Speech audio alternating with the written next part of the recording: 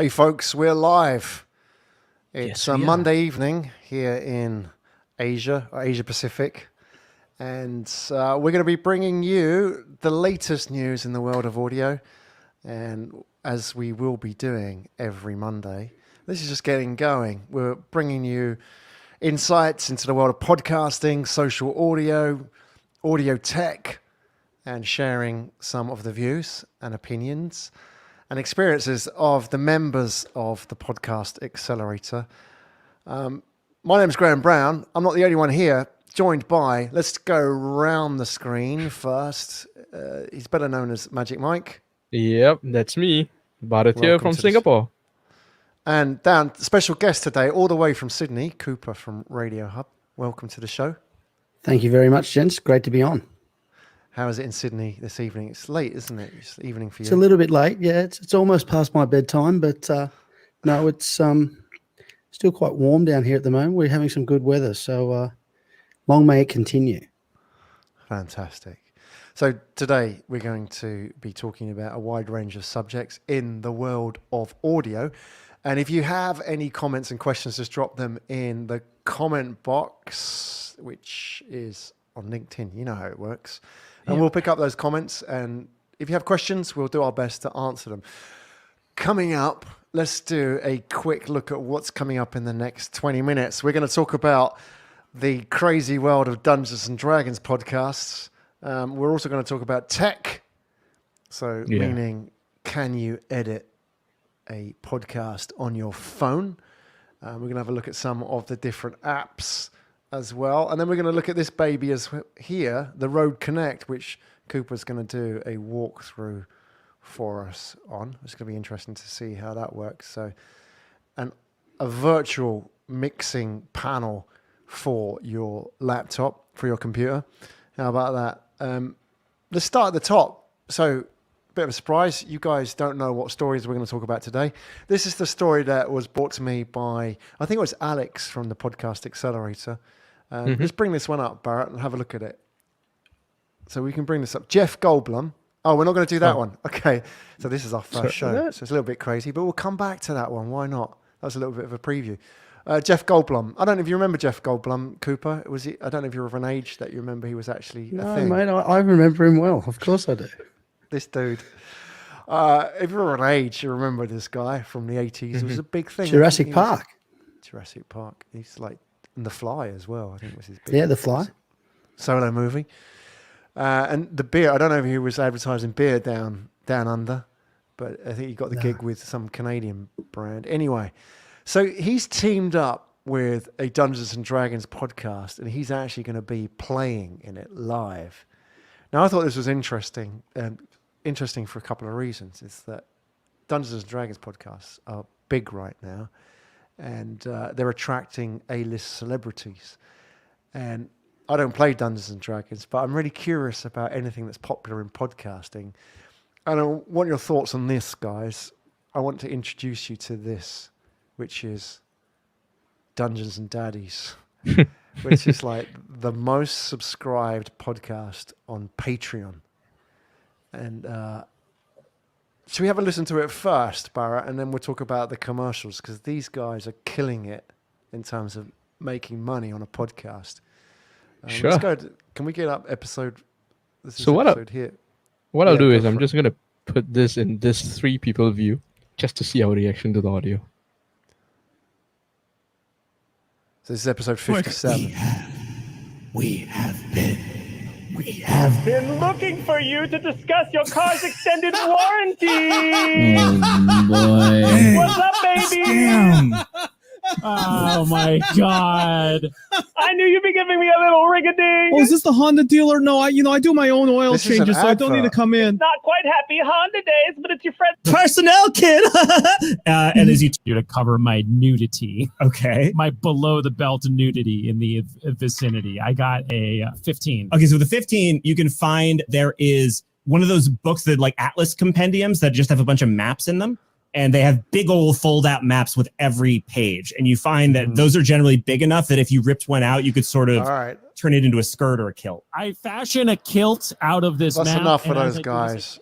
Here's the thing, Yeah. right? So basically, the idea is there's 5 guys. There's actually one of this woman, and they come together and they do it like this live play, and they kind of act it out a little bit. There's a lot of editing going in here, and check this out: these Dungeons and Daddies podcasters are making $170,000 a month from donations for this show. Wow. They've got Oh, wow. 12,000 Patreon subscribers, right? And I'll show you the Patreon page. Let's bring this up. Can we get this on the screen? This one here. Up here. So what was I listening to then? It's just madness. What was that? That was Just an one of the episode. episodes. Yeah. Yeah. Like there was a little bit messy. They had a read-through ad from Honda, which they're doing, right? And then they had the actual episode, right? Which is like about an hour long.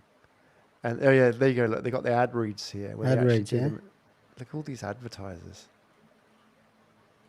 It's Wow. crazy. Wow. Okay, so I noticed, I see Manscaped there. I saw what else did? I see Hello These Fresh. Manscaped. What are these? Like a barber or So something? it's male grooming products. You mean you haven't heard of these yet? No. Big in the States. So these guys sponsor sports stars. I do a podcast for the Sydney Roosters, which is one of the top premier rugby league teams here, and they sponsor the Roosters. So they give the players clippers, if you will, Right. to trim downstairs. Oh right. So if These you- are not like So that's what body those ads grooming. would be. Body grooming, absolutely. they obviously know their market really well. Yeah. Yeah. I think that the market is aimed at like middle-aged men, so they're probably into that kind of thing. Wow, I wonder how much they pay for these ad reads. Be interesting to know, right? Do we know how many downloads they get? Unless they've got like a player with the downloads Mhm. on it. But I mean, we know that they got 12,000 Patreon Right. subscribers. I thought we might know how many downloads they're getting per episode. Yeah. Well, speculate. What do you think? They must be getting like 50,000 up, right? If they're getting 12,000 subscribers, they're in that region. It'll be more than that. Like Ah, if you say it's- 10% of their audience are Patreon subscribers. Right. So you're Crazy looking, numbers, right? They're you're looking at a looking few over 100,000, a- right? yeah, Yeah, definitely. They're number one in Yeah. fiction. That category, right? Wow. So, Wow. as a model, they're just crushing it. The interesting thing is about how they do the Patreon as well. It doesn't show it on here, but they're like for $10, you just kind of get the normal, like you get your name on Mm-hmm. whatever, and then for $50, you can actually be a character in one of their games, like a role-playing part. It's just like really cool. Like you can imagine, like So you pay to play. You It is pay a to pay to play. play, literally. Yeah. And you might just get like a That's smart. 50-second like walk on, and then you get killed off or something. You play an orc or something. What I just were love it. I these think- guys before?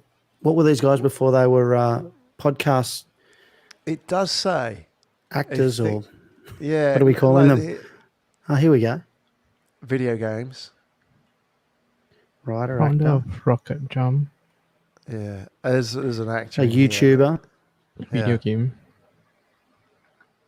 Yeah, So there's a bit of media background, yeah. Yeah, absolutely. There's experience there, right? Mm. It definitely. What I see looking at this is that when you look at that, and then you look at, for example, like this Jeff Goldblum thing. He's doing this. Yeah, one yeah. called Dark, that clip there. Dark Dice. Wow. That's awesome. Like, that when you see that, and it just makes me think about how tough it's going to be now to compete in this market. That what's kind of happening is the good entities, the good programs are getting better and they're getting more funding.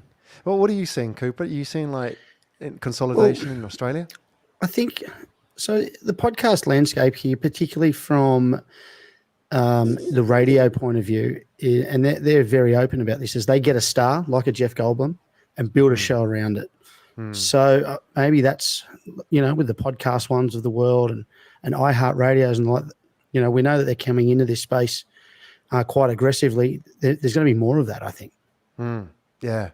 It's going to get harder though for those that don't. have Hard for stars, us, harder for us independent podcast creators. However, I do have, I've spoken to a few people that have been on some of these bigger networks, and the shelf life is quite short. They jump from the one star to the next. So the people that got on quite early, aren't getting much by way of return for the advertising CPM that whatever they're charging the networks are. And so I know that there's some podcasts out there that are looking to go back into, work with someone like us so they can continue their show, but they're not owned by the networks. Right. That's the issue, isn't it? Really, They own you. IP can walk, right, in many of these cases. If it's built around a star like a Jeff Goldblum, right? Yeah, and if it's successful and you want to go away from that, in the contracts, they're pretty rigid, and so you basically have to walk away. You can't take the show with you. It's pretty much start again because they own the content. If you were an independent podcaster now, and you are seeing these stars getting in your space. I mean, sport must be another example. If you got in there early as like the cricket podcast, you got before the doors shut, right, on everybody else. And now it's like going to be impossible, right? I mean, imagine that's the case, is that it's really hard to build an audience. And, you either go in and know, right, okay, there's a niche like Dungeons and Dragons, which is like really underserved. It's you're looking at the numbers, that the sales are up 50% on tabletop gaming during the pandemic, because you could imagine people kind of like want to kind of hang out together. It's the virtual beer, mates hanging out and stuff like that. But that's really underserved. But I look at a lot of people starting podcasts now and just wonder, well, you're going to really grind this out trying to build an audience, because unless you've got a Jeff Goldblum or you're going in knowing exactly your audience. I think you touched on something there, that niche style of podcast. A great example that I know of is a woman that we worked with who was in sewing, and she really targeted her audience to be over 50 sewers. So she partnered up with some Instagram groups like Sew Over 50, SEW Over 50, Socialist, SEW, and she does individual shows for each of those brands or groups, as it were, daily. And so she gets roughly about 70,000 downloads a month across 4 or 5 different podcasts. But now she's kind of in that, she's looking for that at her sponsorship model. Now, if I'm a singer sewing machine or a fabric company or whatever it may be, where else are you going to find 70,000 sewers? Like, it makes sense that you'd want to, partner up with someone like that. So that whole idea around that niche podcast, I think it's a great one. I mean, that's totally niche, isn't it? It's a subset of a subset. And you could, I think this is the beauty of narrow casting, isn't it? Is that you can make that valuable even with a few hundred listeners. If it's like a real niche, that's, I think people are kind of still trying to chase after these big YouTube like numbers, right? Like where, you can get thousands, hundreds of thousands, and millions on a YouTube video. And yet, if you can get like a few hundred sewers of this demographic, that they are listening to every episode and engaged. That's the beauty, isn't it? These real like pockets that you can build up that are really sort of aligned with your audience and your messaging, right? Yeah, definitely. Okay, so you're a radio man, Cooper. Oh, I wouldn't say that. Once upon a time, I did a bit. Once upon a time, well, that's the point, right? When was your first intro into radio? 2003, community radio. Was that the Bondi Beach radio? No, it was actually called Eastside FM, and we lasted about 6 weeks. We were between the Lawn Bowls show and the Gardening Hour, and the studio manager at the time said there was 3 of us.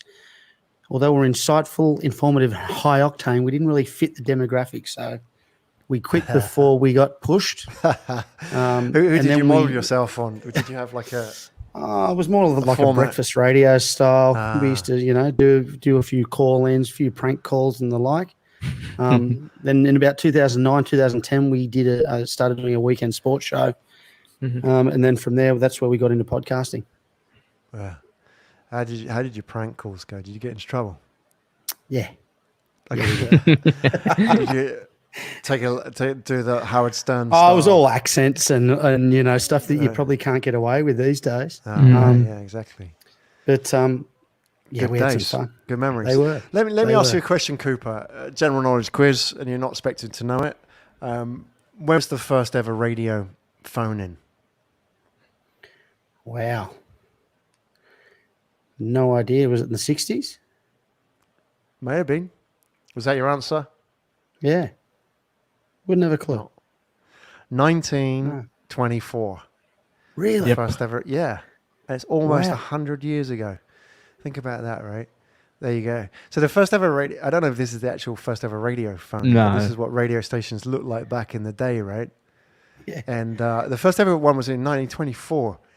And it was in BBC London. Okay. Apparently it was so popular that the post office had to shut it down. And they tried it out and it got overloaded, I think, the switchboard or whatever. And the interesting thing about it is like people had never heard their voices before. Mm. And, you know, I mean, this is just some video here. This is the era of automation. Now, here's the interesting thing, right? Let's put this together. The 1920s, right, which was called the golden age of audio, the golden age of radio. And the backdrop is in, 1920s. We've come off the back of a huge pandemic. Everybody knows about the Spanish flu. We've been told about it. And the interesting thing was the 1920s was the era of automation. You got automation, the Henry Ford factory model. And then you had the automation of all the switchboards as well. Like all these switchboards and telephony were manned by women. And they were all automated. They put in these sort of automatic switchboards. So you have this interesting sort of dynamic. You've got pandemic, automation, 1920s. Sound familiar? It sure does. I think I know where you're taking us here, Graham. What do you reckon? Well, you take us there because you're a radio man. How does this all fit together? How does like radio in the 20s sound like podcasting and audio? I mean, I think 2020s? it's more to do with radio coming into the podcasting space. Radio, I don't think, is evolving as much as it's investing in podcasting, like the Jeff Goldblums of the world. So they can see that the on-demand model works.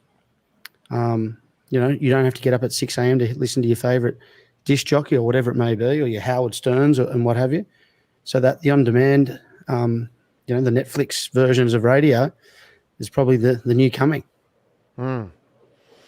Do you think we can learn a bit from the formats? As a prank caller and general good guy of radio back in the day, do you think you know a few things that the average podcaster doesn't know today, like especially about audience and talking to the audience? What would you do? Look, one thing I'm loath to do is I've been working full time in this since 2015, and by no means am I an expert, and I don't profess to being one, but there's plenty out there that have been in it since 2020 and the like. Now, I don't know if they're a lot more well-read than me, but I've done my 10,000 hours and I'm continually learning. Like you learn new stuff every day. So I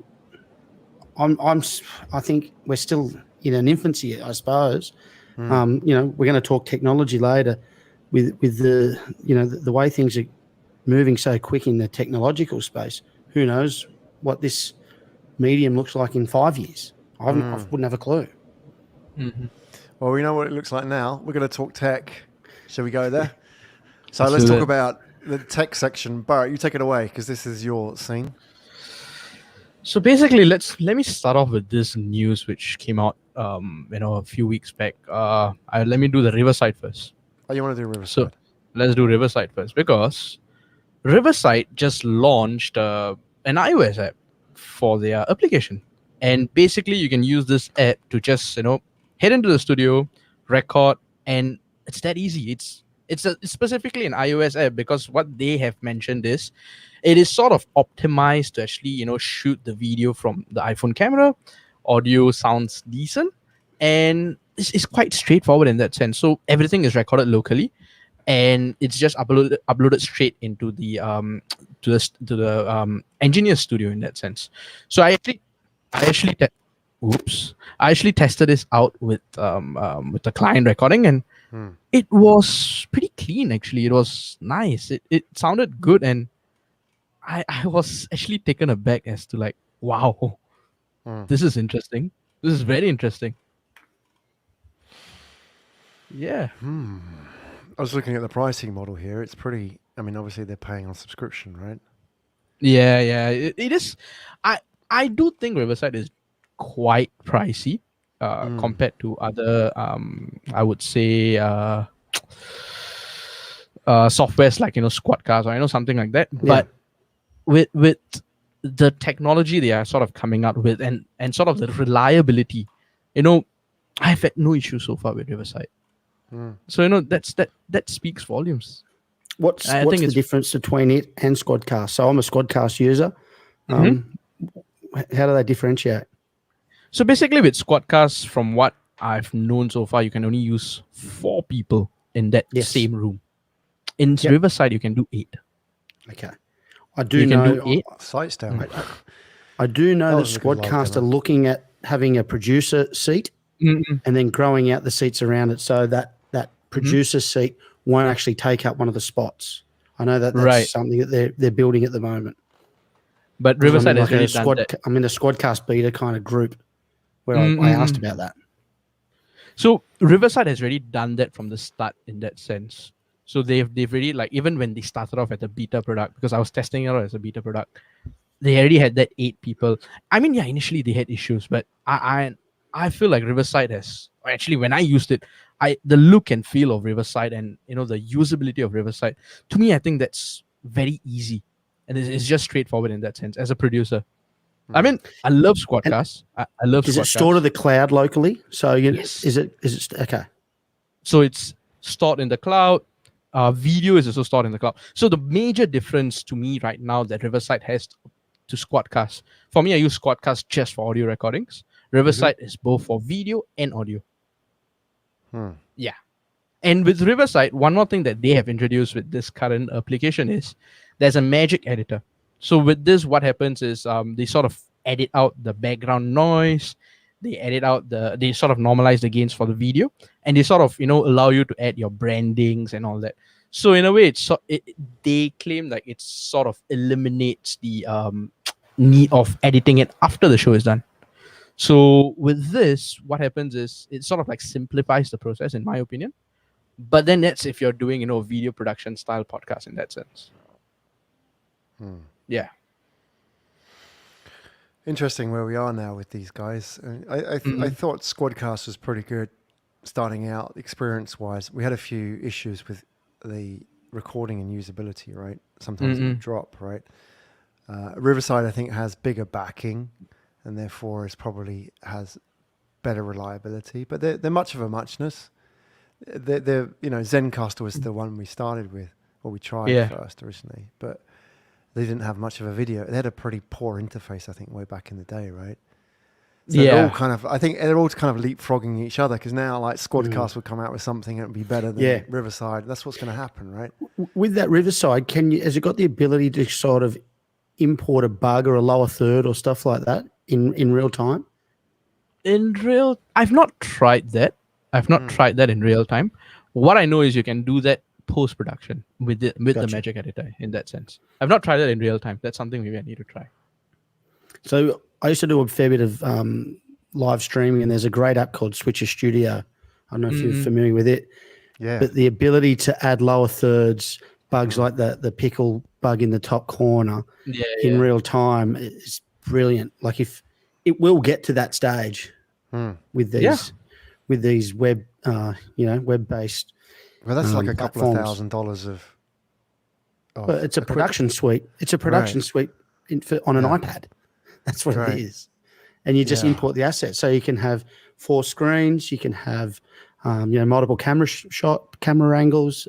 They'll integrate these things in the not too distant future. That's bound to happen. Yeah. Yeah. The fact that you can now get it compressed down to an iOS app and not be sort of a crippled version of the big one is really fascinating. We've gone from like a couple of $1,000 to $20 a month. Correct. So think about all the gear that you say, like all the amount of gear that you had to buy to produce something like this, with cameras. Like $20,000 cameras and cabling and mixers and so on and so forth. Oh, Like the mind boggles. yeah, especially with those. What do they call like the black boxes? What are those that sync up your video and your audio? What are they Magic. called? Black Magic. Black Magic. Yeah, like even with those, like if you do streaming, having to sync all this stuff up, and it's crazy how much. And now it's just coming all down to these things. And you can connect that. What if you could connect that to the Rode mics? Because the problem with this thing is going to be your microphone input, right? You're going to need a Bluetooth interface. Yeah. So that's that's the last mile, isn't it? I think that we've got to crack. I'm sure they're working on it somewhere. Please, I don't know about you, Cooper, but I think the biggest challenge is working with people who think, for example, that audio that comes out of the laptop speaker or is recorded on the laptop speaker is good enough. It's having to kind of get people aware of it, right? And I think the microphone issue is big. I'm finding, and just curious, we sometimes send people USB headsets, cheap ones, like the Logitech. I do the same.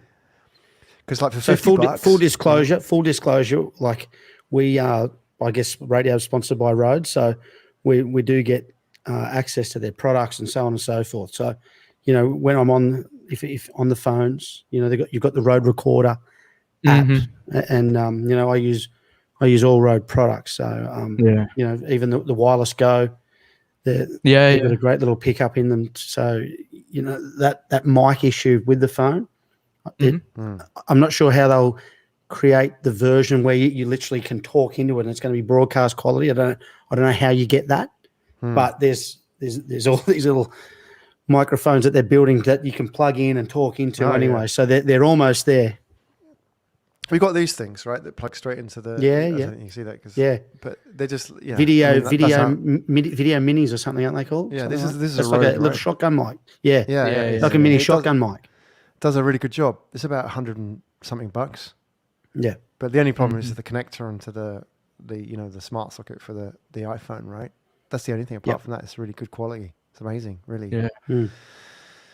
Where we come in the last 10 years, it's been phenomenal, really. And I wonder what's going to come in the next 10. If we can get that situation where you can get broadcast quality onto that thing, that's a game changer. We might be out of a job.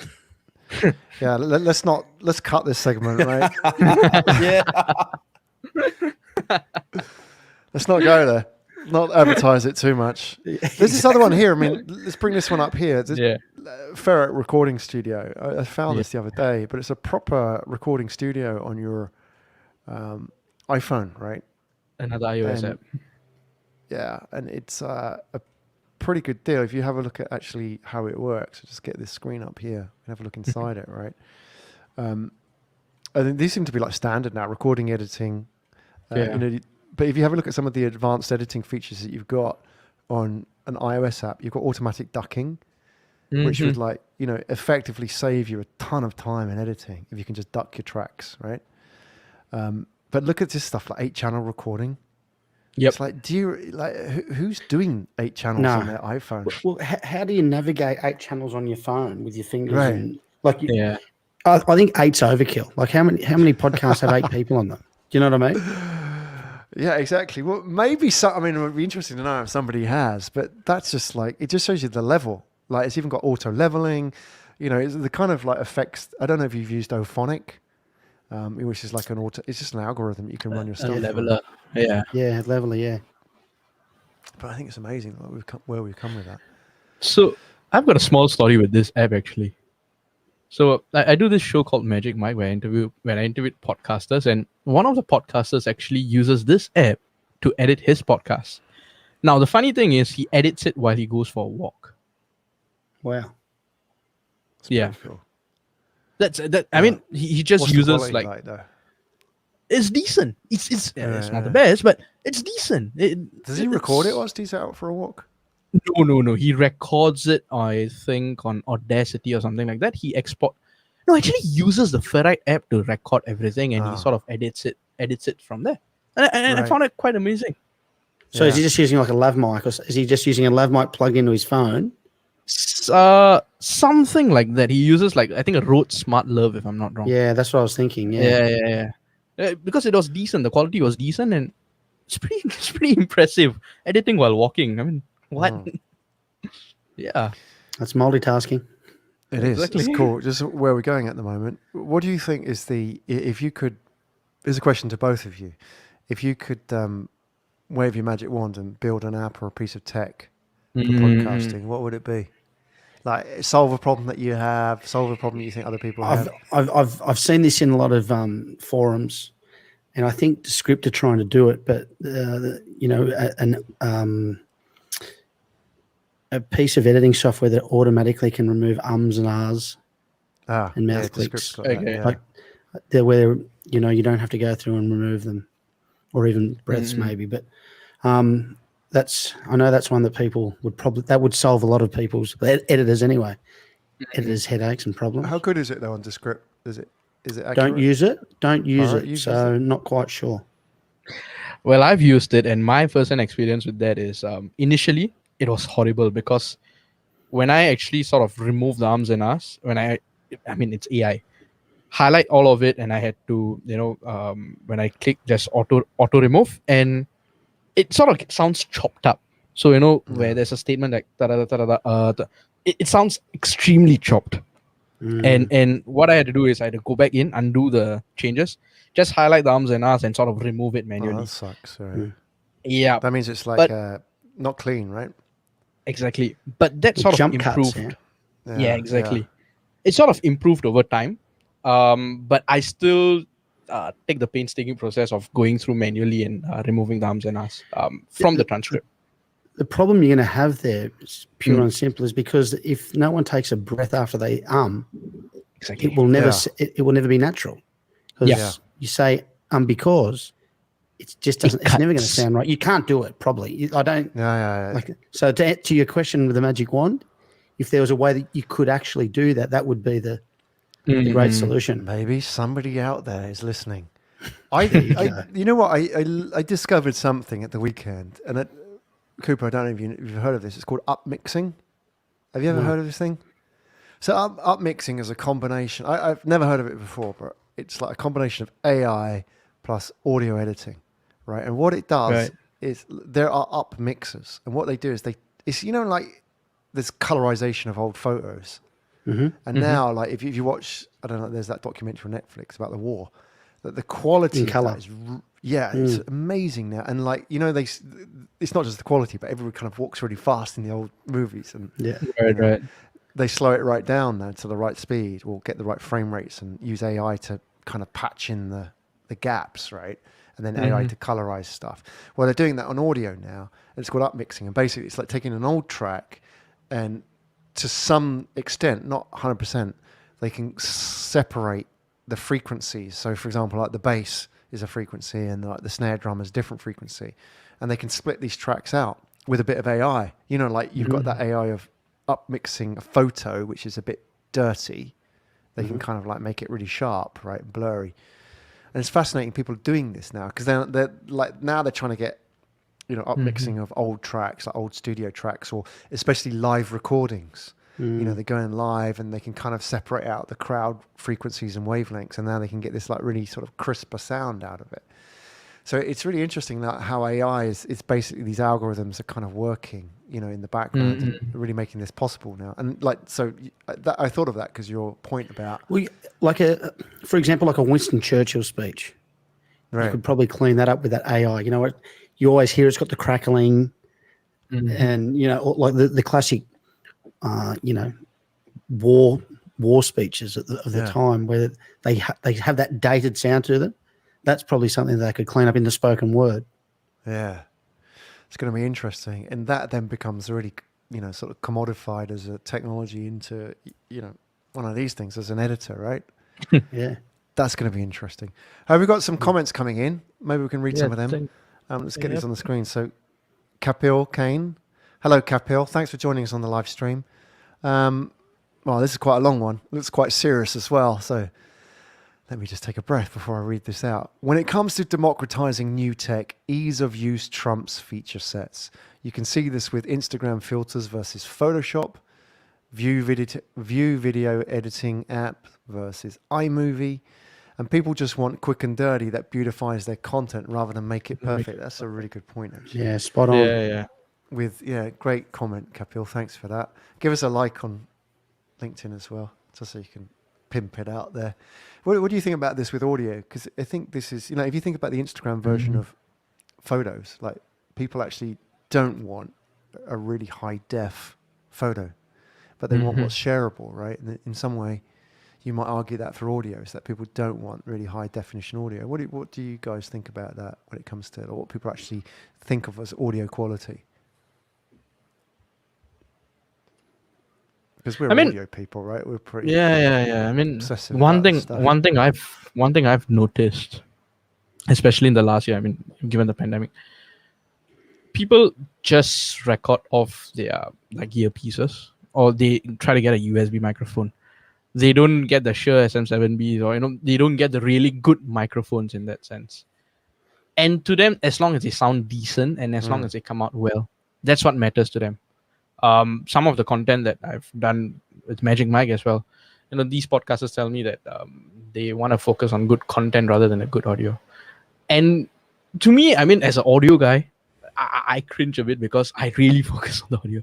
I love how people sound, but I get it when they say they just want to focus on decent audio and better content in that sense. Yeah. No, I totally agree. Too much? Yeah, we do. We hear things that normal people don't. We do. It's a fridge. It might be a frequency. Yeah. Anything like that.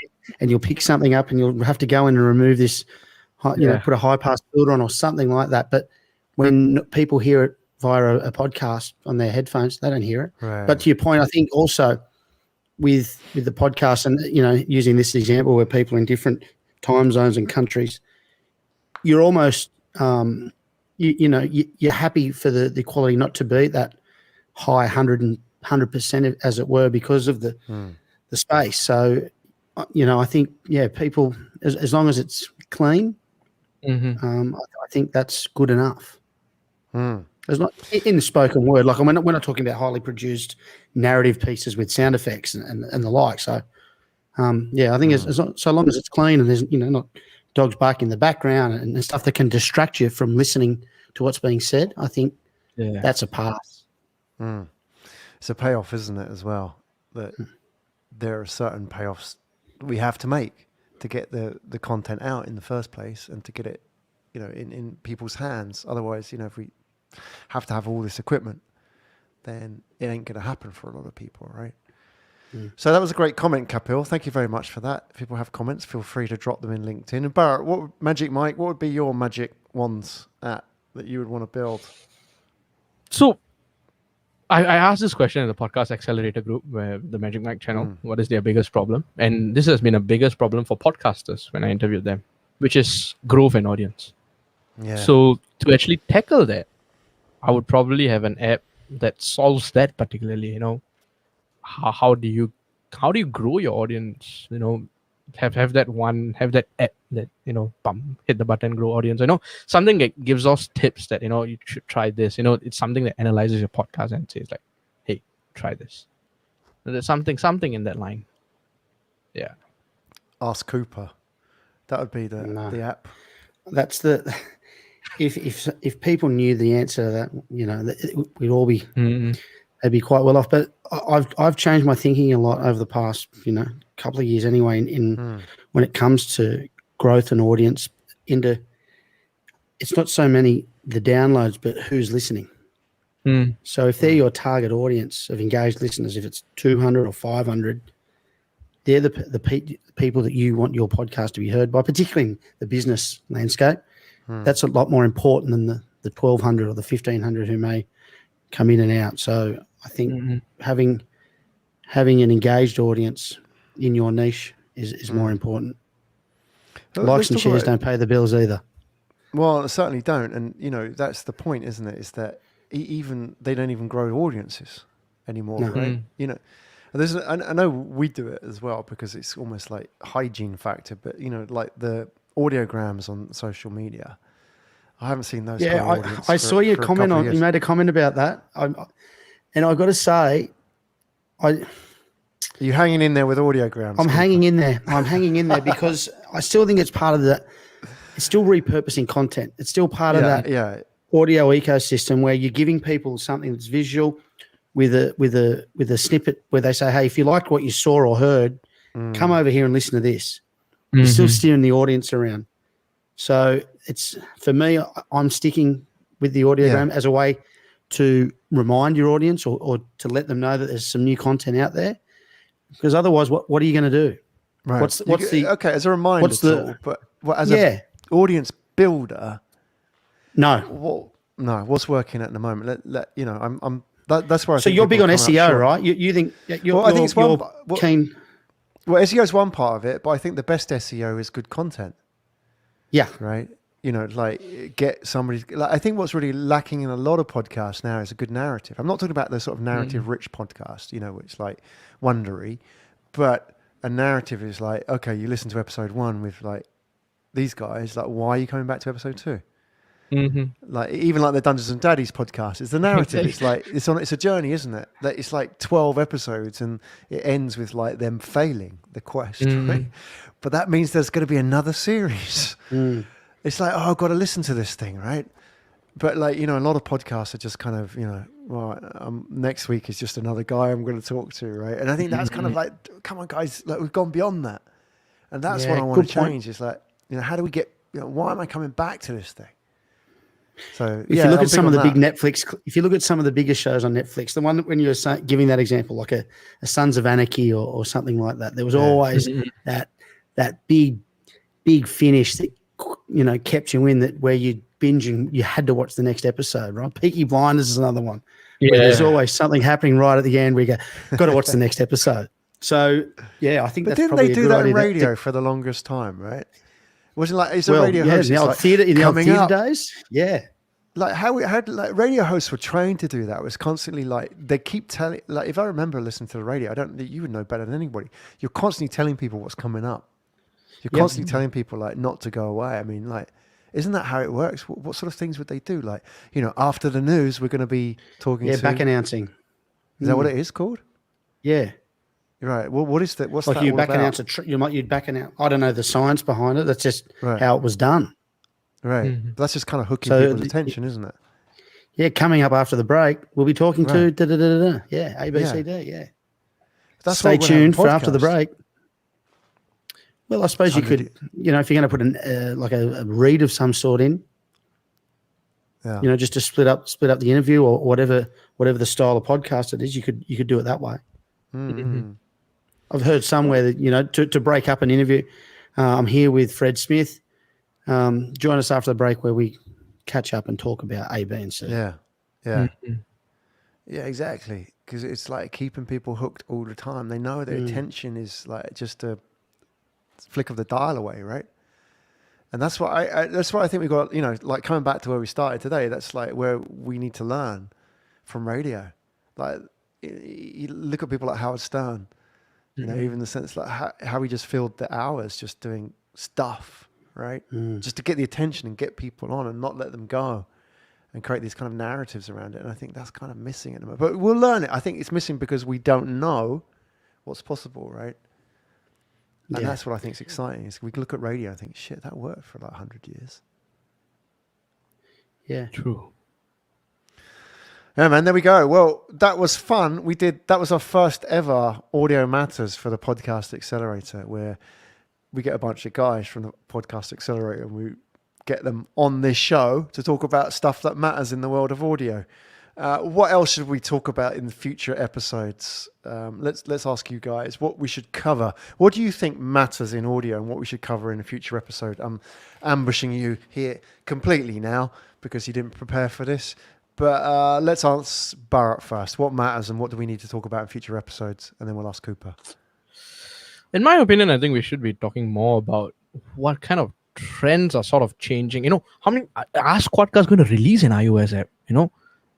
Things like that. What are the apps which are coming out which are helping podcasters and podcasting in that sense? I think that matters. I'm interviewing the founder of Squadcast, I think next week for the book. Nice. Rock or Zach. Rock, they got awesome names. Rockwell. I met them at Podcast Movement a few years ago. Yeah? Really nice guys. Yeah. Yeah. I don't know the other guy, but I've seen them both on videos. Yeah. But they got awesome names. So it's like, yeah, man. It's Yeah. cool. With a name like Rock. Rock Felder. Yeah. That's the man. Yeah. Look, for me, it's about analytics. Mhm. I've never trusted the analytics. I just don't believe they're solid. And, the left hand doesn't talk to the right. So when someone really wants to know, downloads, where they're getting them from and so on and so forth, I just don't think the data that we get is true data, to be honest. So I'd like to see more effort put into a more robust analytics reporting across the different platforms. That's my one. Mhm. There isn't a lot, is there? I mean, even if you look at the analytics on Spotify and Apple, Yeah, they're pretty poor. that's my point. Right. Yeah. Okay. Well, that's definitely an area. I'm surprised actually it's not a surprise really because of their business models is that they don't want you to have access to the No, data, correct. right? Yeah, That's it. That's the point, isn't it? It's like that's how they roll. Is that's their data, not yours. They're not a Google who believes in sort of, democratizing all that data for everybody. But that may happen. I think that will happen next. So Spotify especially. I think if it comes to analytics, Spotify are the ones that are going to ace it because they're going to become the next Google of sound for sure. Yeah. That's Yeah. their model, right? Yeah. The So just on analytics that will be point, part of I think you someone published an article in relation to Facebook maybe even having a play in the space. Is that something that's coming up? Well, Facebook and Spotify are partnered, right? And they're doing this That's what Project it was. Boombox. Yeah. Which is basically interesting thing. What it means is they're going to put the Spotify player on Facebook, and then so that means Spotify get access to 1.5-2 billion people, right? Yeah. And they'll customize the content for the Facebook users. Now, the interesting thing about that, Cooper, is that if you go back to 2000, Google did exactly the same deal with Yahoo, and Yahoo had a search engine called Ink2Me, which was that was powered by Ink2Me, and they dumped Ink2Me, and for 2000 to 2004, all of Yahoo's search was powered by Google. And I was like, thanks a lot, guys. And then 2004, somebody at Yahoo realized what the racket was and thought, hey, guys, what the hell are we doing? Yeah, And then by that point, Google had like billions of data sets. And it was like, thanks a lot. See you later. We don't need you anymore. Yeah. And you look at that. Hang on a second. That sounds a lot like, to me, Facebook and Spotify on a similar kind of level. Okay, there's different sort of nuances, but hang on a second. Like, what are they going to do with all of this? And there you go. Let's see how it plays out. I called it first, right? Okay. Will be recorded. There you go, for posterity. All right, chaps. Wonderful speaking to you. My name's Graham Brown. I was speaking to. Let's do a quick outro. Let's do Barrett first. So this is about it, aka Magic Mike. And I'm Cooper Silk, aka Silky, from Radio Hub in Sydney. Let's have Thanks a look for at listening. the logo. You've got it. You're wearing it. Wear it with pride. There you go. Fantastic. Represent. There you go. Repping. Thanks a lot, chaps. Thanks a lot for joining us, audience, as well. You out there with your comments. Thank you very much for dropping in and joining us for the first of this. We'll be back every Monday for more Audio Matters. Yep. See you later, folks. See ya.